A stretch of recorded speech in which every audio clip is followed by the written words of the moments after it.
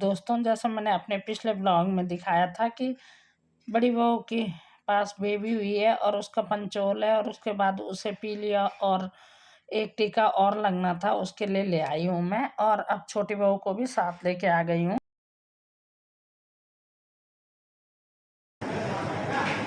ये देख शिवानी और मैं घूम रहे, हाथ में लग गया हाथ में लग गया, अब घूम रहे अब सुबह से। सुबह में क्या टाइम तो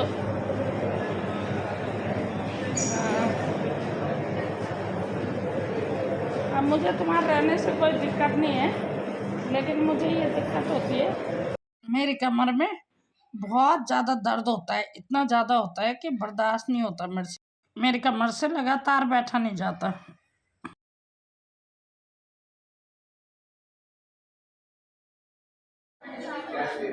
ये वहाँ पे बात कर रहे अड़ोस पड़ोसियों से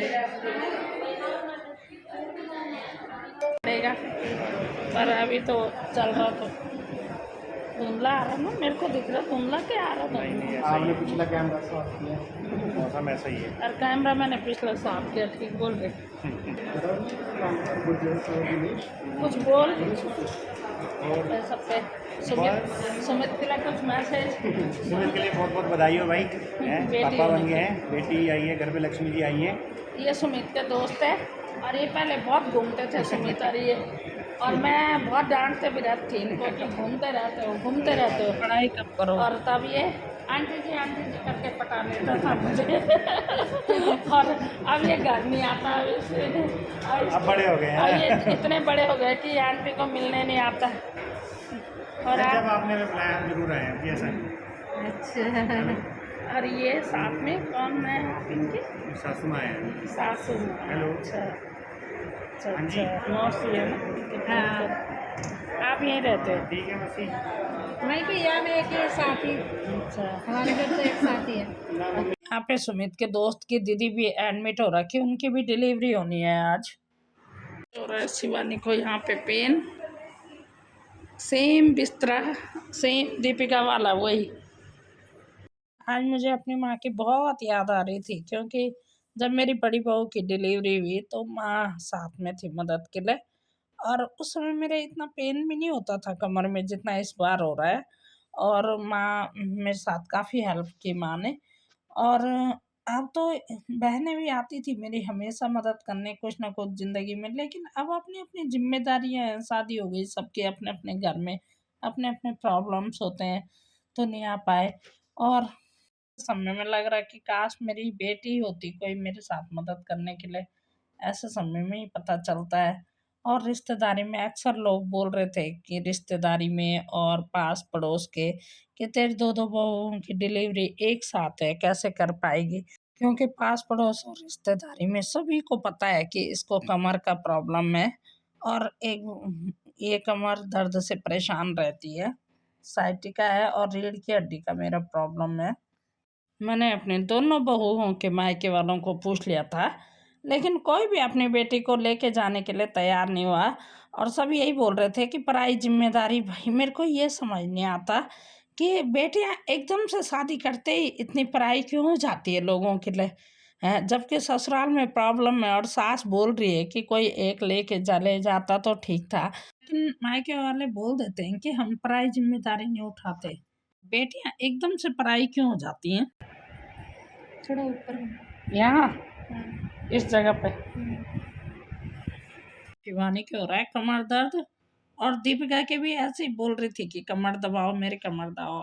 दोनों के कमर दर्द के कारण इनके कमर को दबाते दबाते मेरी कमर का बहुत बुरा हाल हो गया है। मैं बता नहीं सकती किसी को कि कितना दर्द हो रहा है और कैसे मैं मुश्किल से खड़ी हूँ, ऐसा लग रहा है मैं गिर पड़ूंगी अब यहाँ पे। अपने आप पे विश्वास नहीं है मुझे खड़ा रहने का, लेकिन परमात्मा का सिमरन करते करते जिम्मेदारी तो मुझे उठानी ही उठानी है।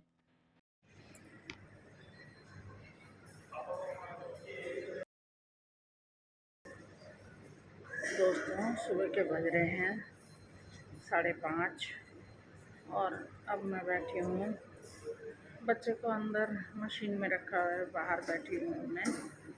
और फाइनली मेरी बहू को रेस्ट मिल गया, बच्चा हो गया और बच्चा हुआ है लड़का। अब शिवानी को वार्ड में शिफ्ट कर दिया, वो तो आराम से है, किंतु बच्चे को हो रही है कुछ तकलीफ, कुछ दिक्कत हो रही है बच्चे को हो रही है सांस लेने में तकलीफ, और इसलिए 3:30 बजे बच्चा हो गया था। और देखते हैं परमात्मा कितना कष्ट झेलते, एक माँ बच्चे को जन्म देती है और बच्चे को फिर डॉक्टर बोलें कि ये बच्चा सांस लेने में ये हो रहा है, दिक्कत हो रही है। मेरे को डॉक्टर ने बोला, लेकिन मैंने डॉक्टर को वहीं बोला लेबर रूम में कि धीरे बोलो, मेरी बहू ना सुने।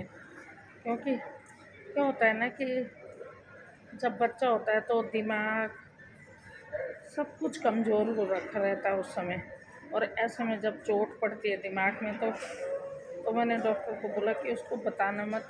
फिर भी उसका मन नहीं माना, वो देखने आ गई वहाँ पे बच्चे को, तो उसने देख ही लिया।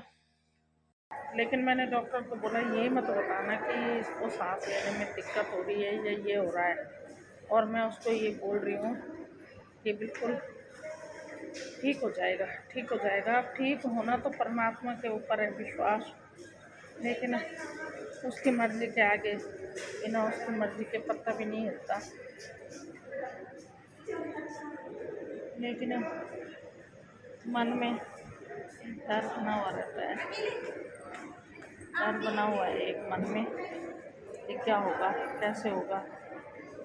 लेकिन फ़िलहाल उसको तसल्ली दे दी मैंने। इस समय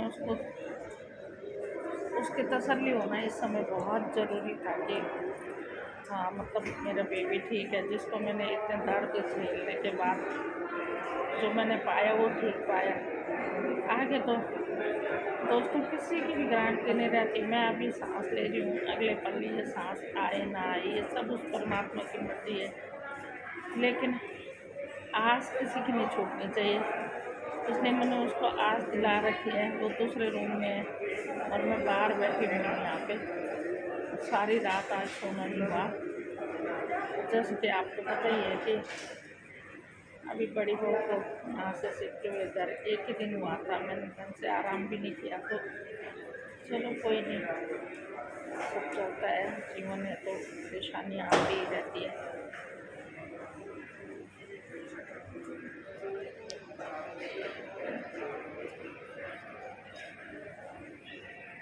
होंगे आगे जैसे भी होगा, आगे दिखाती हूँ।